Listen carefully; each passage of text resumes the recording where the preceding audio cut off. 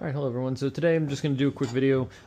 This is the intake manifold for the turbo diesel Mercedes engine that is going into the Miata, or is in the Miata.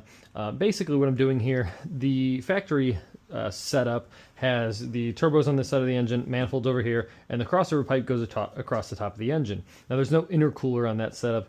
In the Miata we are going to be having an intercooler here. So I need to, essentially the only way to do this factory would be to grab this and somehow route this back this way and down and around, and there's just not enough room, and there's really no need to over complicate it. On a diesel, the engine is not, there's no throttle body, so they're not regulated via the air coming in from the throttle body. They're actually just purely fuel regulated, so they actually don't have a throttle body at all.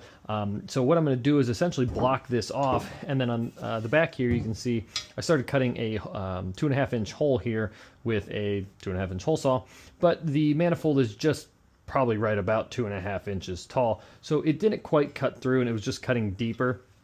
As well as up here, just barely kind of getting into that. So what I'm going to do here is take this Dremel here, and essentially we're going to cut that out entirely so that this piece can be inserted here and welded in some orientation. That way I can have the pipe kind of like this. The air will come down, go through the intercooler, across, and then well, from the turbo, I should say, and backwards, okay?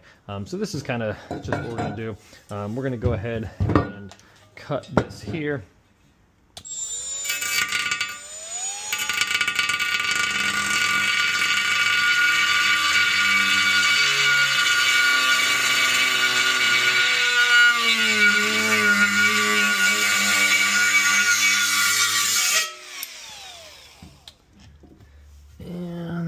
Looks like that's most of the way through there, and then what we'll do is we'll cut the top, and I'll get back to you here in a second and kind of show you what it's going to look like afterwards. Alright, so after cutting it, this is kind of what we're left with here. Obviously we have a hole here on the side of the intake manifold. It is the exact same size as this pipe here. So this pipe will sit somewhat kind of like that. I might trim it up so it's a little bit closer to the manifold, but generally speaking, that's what it's going to look like. You know, I'm not sure the angle at which it's going to sit. And that'll be cleaned up. Another benefit to this will be I will clean all the inside of this out, because obviously there's metal shavings, but there's also just a lot of sludge and gunk kind of built up inside of here. So we'll be able to clean all that, which, I mean, is not surprising considering this engine had somewhere right around about 250,000 miles on it.